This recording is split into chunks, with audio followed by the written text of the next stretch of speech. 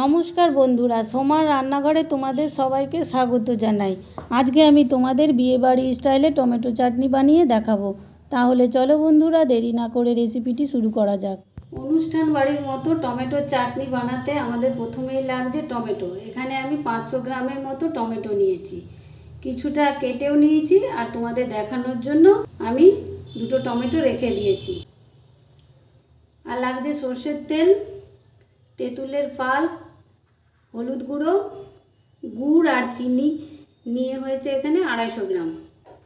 ফোড়নের জন্য লাগছে 5 ফোড়ন, শুকনো লঙ্কা, কিছুটা আমি ভেজেও নেবো আর ফোড়নেও দেবো।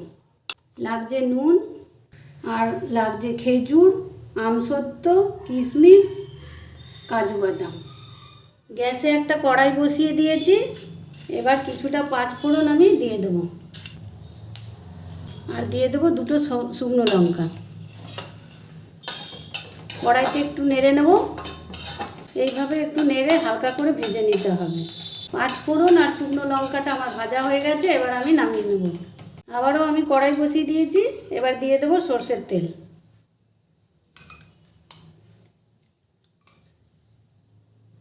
এখানে আমি 3 চামচের মতো সর্ষের তেল দিলাম। তেলটা আমার গরম হয়ে গেছে, এবার দিয়ে দেবো 5 ফোড়ন আর দুটো শুকনো লঙ্কা। একটু নেড়ে নেব, এরপর দিয়ে দেবো কেটে রাখা টমেটোটা।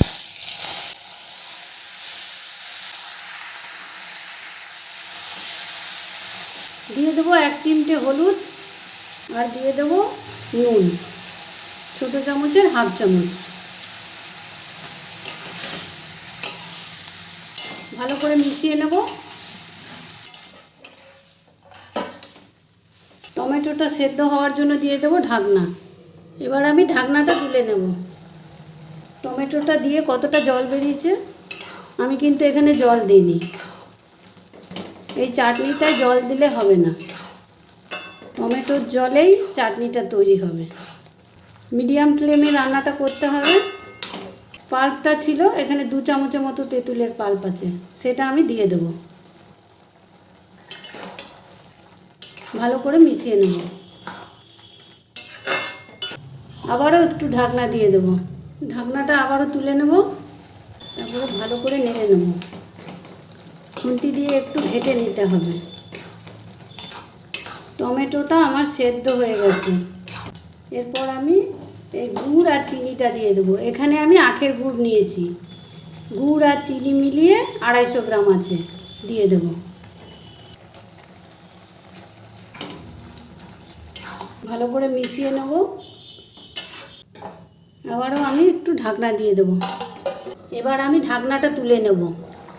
গুড় আর চিনি দেওয়াতে কতটা জল বেরিয়েছে,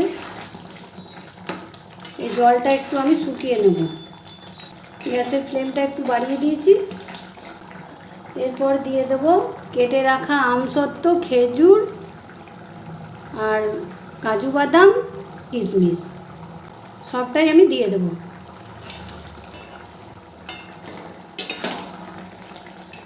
ভালো করে মিশিয়ে নেব।